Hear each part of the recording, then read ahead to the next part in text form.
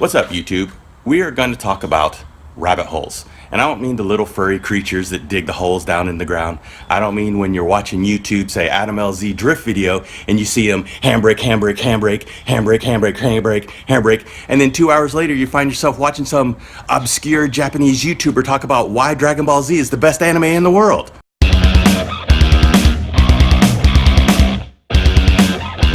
No, I'm talking about car rabbit holes, specifically drift car rabbit holes or changing performance rabbit holes.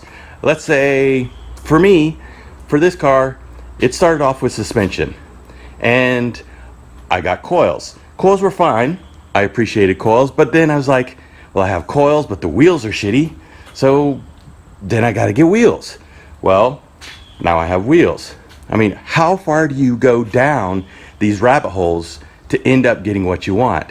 Sometimes they make sense, sometimes they don't. I was changing the suspension arms. I changed the camber arms. Well, you know, sometimes small rabbit hole, you start changing the tow rods, the upper links, maybe you change the lower control arms, and you could go on from there. Or do you just stop at the camber arms? That's the question I have. What do most people do? How far do you go? I know sometimes if you don't have a lot of money and you could only buy one piece at a time, do you put it on right away or do you wait? I mean, things like alignment sucks. It's expensive. So I usually get as much suspension stuff as I can, and then I do it all at once. Now with the brakes, I went to brakes and I decided, oh, well, obviously I went with the 300Z brakes, and I got to get new rotors. And at the same time, well, I mean, do I just slap on the 300Z brakes and say they're okay? I decided not to. I decided to rebuild them, but I didn't decide to paint them. How far do you go? I ended up getting stainless steel lines, so they were upgraded. The thing that I'm curious about now is this beast. This is the LS, and I'm starting to get pretty ready to do something with this. I have an event my first event that I've registered coming up on September 22nd.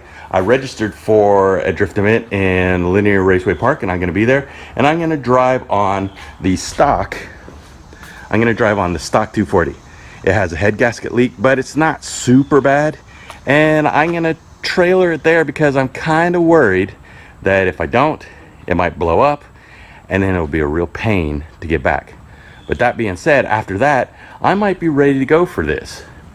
I already bought a whole bunch of stuff for maintenance, but another rabbit hole, how far do you go down?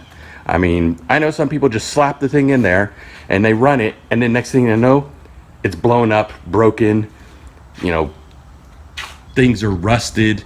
I know what Garage Sideways guy, he had his LS. He tried to turn over. When he turned over, he popped open the head, and it was completely, the cylinders were rusted out. So I've turned this over. I know it'll turn over. It came out of a running car. I bought it from a reputable shop, but how far do you go? I'm looking down here. Let's see, I'm getting a new starter because everyone says when you put on the headers, I got some headers for this.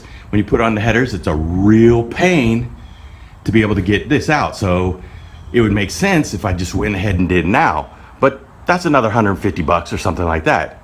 Also, in addition, right behind that is the crank ankle sensor. Do I upgrade the crank ankle sensor? The crank angle sensor? Well, it'd make a lot of sense to do that because, well, if the starter's hard to get to, that's gonna be really hard to get to. Now I come over on this side and I'm looking at the alternator. The alternator has a little bit of gunk on it, but it doesn't have that much. So I'm looking around the cylinder. It looked like maybe that's just road grime, but I was curious. I mean, do I take the heads off? If I take the heads off, well, then, I mean, how far do you go? That is my question. That's my question to you. When y'all are working on your cars and you come up to a rabbit hole, how deep do you go? Peace.